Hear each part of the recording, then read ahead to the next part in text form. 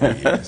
That is a very popular one that people use around here to enhance their masculinity and all that. And I'm so glad you brought up the point of the lead poisoning and other things that it can. But when we're talking about, as Violet so rightly mentioned, the indices that we're talking about, the blood pressure, these are not conditions that give you a lot of symptoms. And that's what makes preeclampsia so dangerous. Because you see, we call high blood pressure the silent killer. Because as you're walking around normally, you don't feel that your blood pressure is high. You see, and so it takes going for prenatal care and actually seeing a doctor regularly, which I'm going to stress to our listeners. Get to see doctors when you get pregnant because your body is going through certain changes. And for the most part, preeclampsia is usually picked up when patients come in for routine prenatal care. And we measure their blood pressure, and we notice that the blood pressure is elevated after 20 weeks above what they used to be earlier in the pregnancy. That's how we usually diagnose it. And the numbers we're looking for, 140 for the upper number, called the systolic, and 90 for the diastolic, the bottom number. If your blood pressure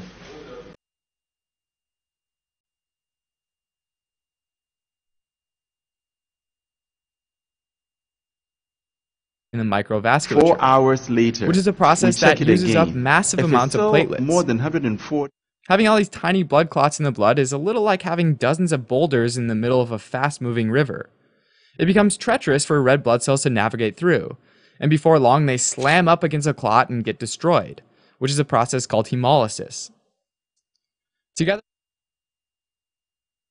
initial measurement as you walk in, your blood pressure is over 160 over 110, then we need to start doing something urgently because you definitely have preeclampsia at that point. Because so as you see, the effect on the kidney, the blood pressure itself are usually without any symptoms.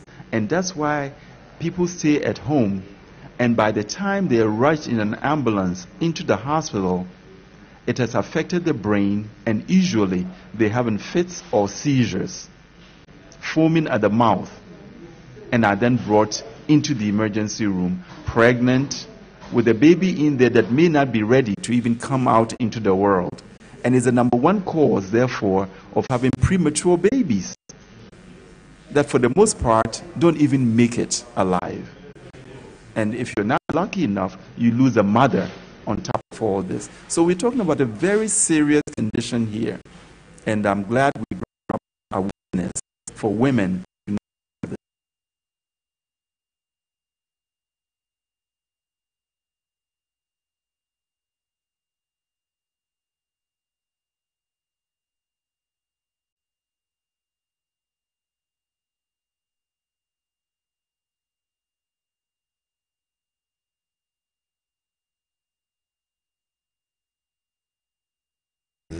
About pregnancy and hypertension. No, actually, what happens during pregnancy with hypertension, I usually tell patients to check their blood. I'll see high-risk patients, but even for normal patients, they should check their blood pressure in the first trimester to see what their blood pressure is running. And then in the second trimester, the blood pressure goes down. So if we see a drop in blood pressure during the second trimester, and if we don't see that drop in blood pressure, we do get concerned. And it's important for people to sort of establish what their normal blood pressure is second trimester.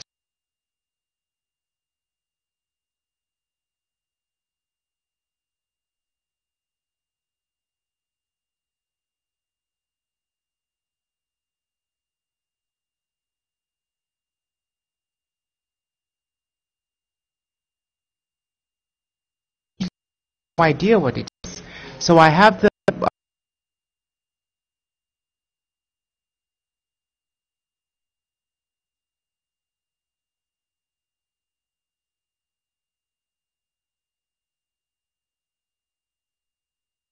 blood pressure 2 or 3 times a day, every day, of what your blood pressure is. The second trimester, the blood pressure should drop. If it does, that's a sign. In the third trimester, it should rise a little bit. So during pregnancy, it is not normal to have high blood pressure. It is not normal to have high blood pressure. Your blood pressure should be normal initially, low in the second trimester, back to normal in the third trimester. It is not normal to have high blood pressure during pregnancy. Now, if you have pre-existing high blood pressure, if you have hypertension prior to pregnancy, you should have that very well controlled before entering pregnancy. Because it is, with those patients, they're a different category of patients because they will need control throughout pregnancy, and their blood pressure will become more difficult to control during the third trimester. And it can go up very high, and they may need early delivery because they may become preeclamptic. They are a different category of patients. What about gestational pregnancy? After delivery, you return to normal. Is this gestational pregnancy? Oh, you mean gestational hypertension? Gestational hypertension. Yes. If you return back to normal after you become preeclamptic, that is gestational hypertension. I mean, there's a difference between preeclampsia actually and gestational hypertension. With gestational hypertension, your blood pressure may go up a little bit without protein in the urine. You do not have protein in the urine with just gestational hypertension. If you have protein, then it's called preeclampsia. Okay, but if your blood pressure goes up a little bit above normal, that's gestational hypertension, and that's not preeclampsia. Now, those patients and the preeclamptic patients are at much higher risk for having hypertension later on in life, even if their blood pressure reverts back to normal post-delivery in their postpartum period. That is when your urine is foamy. In other words, concentrate on what you're doing. Today you frighten us and say that if you are foaming your urine, it's a sign of trouble. Yes, that is quite true. If you point it, yes, indeed. We're talking about excessive foaminess.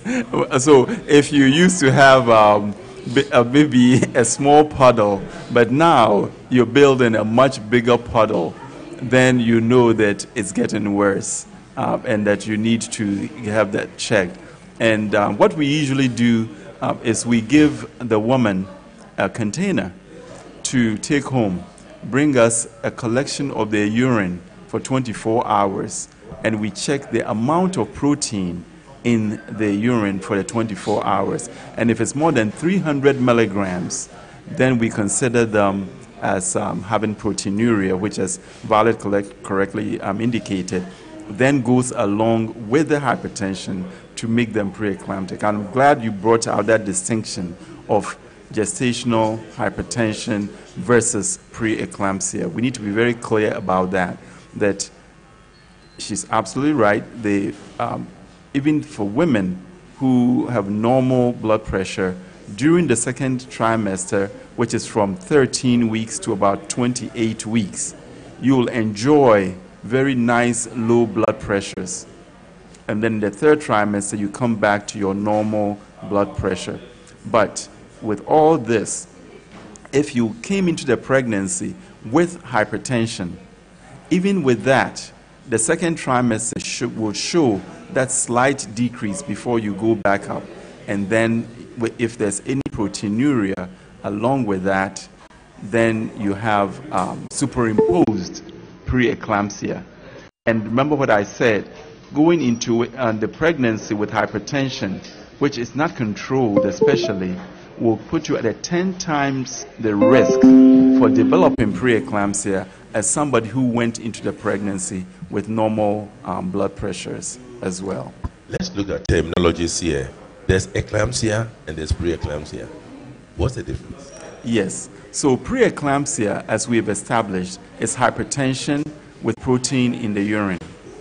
And as I informed you, the damage is done to the organs of the mother as the preeclampsia gets worse. So then we start talking about severe preeclampsia. That is when the mother's liver, for example, has started getting bigger to the point where she has pain in her right upper abdomen. This mother has started developing headaches. The blood pressure has risen above 160 over 110. Now, if these are not controlled, then you start, the headache itself is a sign that the brain is swelling. This mother can start seeing flashes of light in front of her eyes. And then it gets to a point where the reflexes become very brisk. You touch them and they jump. That's a sign that they're about ready to have a seizure fit. When you start having the seizures, then we call it eclampsia. So it's the end severity of the process of preeclampsia that goes from preeclampsia to severe preeclampsia to eclampsia. Eclampsia is the last stage where the woman is now having seizures and can go into a coma and die. So it's about World Preeclampsia Day. Today we are marking it here at the Ridge Hospital, which has been, today is called the Accra Regional Hospital, that is administratively. We are in the EEZY consulting room on duty this morning. Dr. Francis Dickson and his wife, Dr. Mrs. Val Dickson, joining us as we mark World Preeclampsia Day. Now, edema, is it part of this setup? Is it, as it raise during pregnancy? The liver? Edema. We look at edema. Oh, the edema. Edema, that's right. Well, the edema is very, very tricky in pregnancy because most people do have edema in pregnancy without having hypertension, without having proteinuria. So edema in the legs does not mean that you have preeclampsia. It does not mean that you have hypertension. It does not mean you have protein in the urine. So when people become, if you didn't have any edema at all, and you start having it, you should be checked. You should have your blood pressure checked, your kidney function checked, the protein in the urine checked. If they're normal, then for you, it's just maybe the amount of salt you're taking in, the amount of fluid retention you have, the humidity in the air, can all cause you to retain fluid and have edema during pregnancy. It's not that unusual for people's feet to swell a little bit during pregnancy. But so that can be a very tricky thing for a woman to tell, you know, but if you've had a little bit and it's getting worse, then you should really have it checked. A bit of swollen feet and then a bit of varicose veins in pregnancy. Is it normal? Grandmother says it's body strengthening the pillars that carry the weight so that the body, so the legs can carry the weight. That's why we have the feet getting swollen. I'll have Francis answer that. Yes, but that kind of edema is actually a swelling of the body, and usually when we talk about it, we talk about the swelling of the feet. And if you look at the top of the foot, and you push it down, it forms a dimple, and that is edema. And sometimes it can get to a point where the leg itself starts getting a little bit numb as the woman gets into the end stage of the pregnancy and makes even walking a little difficult. All that is normal, and it's what we call dependent edema. In other words, early in the morning, it is not too bad. And then by the end of the day, as you've been walking about, it gets much worse. Now, what happens is when you lay down at night, this kind of edema shifts, and all that fluid that is outside of the blood vessels then shifts back into circulation. That's why pregnant women get up so many times to go and urinate, and you flush all of that fluid out. The kind of edema we're talking about with preeclampsia is different. You start getting edema in non-dependent parts of the body as well. The face actually starts getting puffy. Even the fingers are puffy. So it's a generalized edema that you get with preeclampsia versus the dependent edema that you get with just normal pregnancy, getting to the end. Usually it's not the first trimester or second trimester. The normal edema is usually getting to the end, as like you said, you get very heavy and you need the pillars to support you.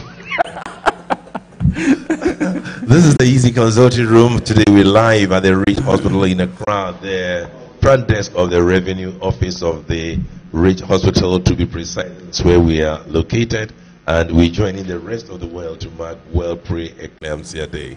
All the warning signs, the things to look out for before lightning strikes. I have on duty this morning double doctor section, Dr. Francis Dickson and Dr. Violet Dickson, hopefully all the way from the US of A, to grace this occasion. So now, since some viewers and some listeners have just joined us, what are some of the telltale signs, early warning signs for preeclampsia? Because today is all about education and then information and then what action to take. Take that to Dr. Francis Dickson. Yeah, so you're pregnant, you've done very well, you're eating right, you're getting prenatal care, hopefully. And I want to encourage this. And you get to about 5 months of the pregnancy, midway in the pregnancy, and you start noticing any headaches, any pain in the abdomen, usually in the upper abdomen, not where the baby is, because at 5 months of pregnancy, the entire baby and the womb should be just about your belly button. So I'm talking about pain in the upper abdomen under the rib cage. That should be a warning signal. If you start seeing any flashes of lights, visual blurriness, like so there's some fog over your eyes, along with the headaches, a little bit of confusion every now and then. And Larry, it can get so severe that sometimes you can even get a little bit of blindness where you don't see very well. These are all signs that should bother you and let you call for help, along with what I said about the urine itself, having a little bit of puffiness. And like Dr. Violet Habway mentioned, you should actually, nowadays it's not expensive, get yourself a blood pressure monitor at home and monitor your blood pressure early in the pregnancy. So if after 5 months you notice your blood pressure is going higher, you should be able to identify that and bring it to the attention of a physician. Now let's look at attendance, importance of attending the antenatal clinic. What exactly are the doctors they're looking out for? I've seen pregnant women who have complained that when they go, it's the same routine when they go and come, and therefore they feel it becomes unnecessary. Yes, Larry, that's really very, very sad. And I hear quite a few people complain about this. Even if the prenatal care is carried out by non-physicians, or what I call physician extenders, there should be some other responsible people checking to make sure that they agree with the findings. One of the most important basic things for prenatal care is looking out for preeclampsia. So your blood pressure should be taken and checked. And we all know the parameters for checking the blood pressure. Nowadays, it's not that difficult. We have monitors that you just wrap around the arm, make sure the patient is sitting so that you're taking the blood pressure at heart level, and you document that. And we know the parameters should be less than 140/90. Once it goes over that, you give the patient a chance, let them settle down, and you check it again 4 hours later, and if it's high, you get it. You always check the pregnant woman's urine. So when you go for prenatal care, you should be given a container to give a urine sample. And it's just a simple test strip that is dipped into the urine. And if there's protein, it will show up. We call it 1+ or more. It shows you have protein in your urine. It's so simple to check. So these two things, the blood pressure and checking the urine for protein. And now, of course, we do the normal things of checking the tummy to make sure that the baby is growing appropriately. Because as I mentioned, one of the things with preeclampsia is that the baby's growth becomes stunted. The baby starts growing at a slower rate. So if you don't check it, the baby is much smaller than it should be. So if they put that tape measure on your tummy and they measure the size of your womb during the pregnancy, they're not wasting your time. They're actually checking to make sure that your baby's growth is keeping pace with where you're supposed to be. These are all important things, I think, and I don't know if Violet has. Yes, Violet coming in, but we'll take a short break and we come back. We know you are thinking about other things, but then if a woman in pregnancy has had preeclampsia, should she go ahead and have a second baby, or should forget about having babies altogether? We'll come to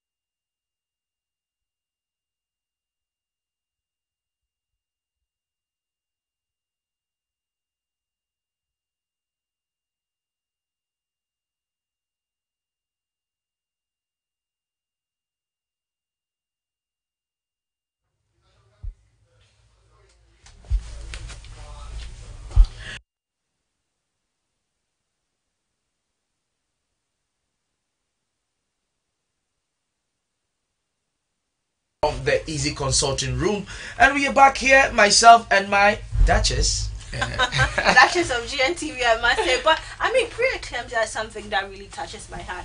I recently watched a movie titled Brief, and it changed my whole perspective about that illness, and I think it's about time we shed more light on it, because you cannot really differentiate between it and the symptoms of pregnancy. So it's about time we talked about it and make sure it doesn't happen to anybody. Everybody needs to live, including that baby. I was actually having the picture of you in my mind, but I can't really see how it looks and how the effect is like. So let me have that movie if I can watch as well. Symptoms of pregnancy, you know, you have swollen feet, you gain a lot of weight, but here's the case, it's 2 times more what you actually feel when you're pregnant. So your feet actually becomes bigger than what it's supposed to be, and you feel a bit uncomfortable compared to the usual pregnancy symptoms. So and it's difficult to detect, because it's similar to the symptoms of pregnancy. That is where the trick is, and that is what we need to be very much particular about as physicians and as pregnant women ourselves. And to the husbands out there, if you hear any complaint from your wives, make sure you listen and take her to the hospital. Did you say as pregnant women as ourselves? As husbands. No. I said husbands. Are you pregnant? I'm not pregnant, but we'll talk about... No, but you said as pregnant women as ourselves. I mean women, come on. Okay. I'm not pregnant. Okay. But a very big thank you to Accent and Care. Accent and Care, as you can see, man.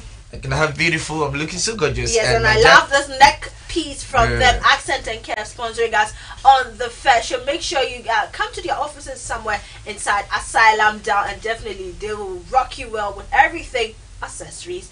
Today happened to have been Tuesday Wahala. We saw that video just at the Dormit market, and the pictures we saw later were the current situation, which our correspondent Sejo Adamu gave us a pictorial view of what is happening. You can be a part of the Tuesday Wahala segment on the Fair Show by sending us a video of your Wahala in your neighborhood. What is it that is giving you headache? What is it that what be your Wahala? That's the question. You can so send be the a Wahala video. reporter. Exactly. You are the reporter on Tuesday Wahala. Send your video via 050-131-8143, and we'll definitely expose that ill in the community. Many thanks for joining us this morning. It has been the Tuesday morning edition of the First Show. It's been great. We'll meet again tomorrow. Enjoy the rest of your day. I'm Pamela Boate. Joseph Nana Sapo.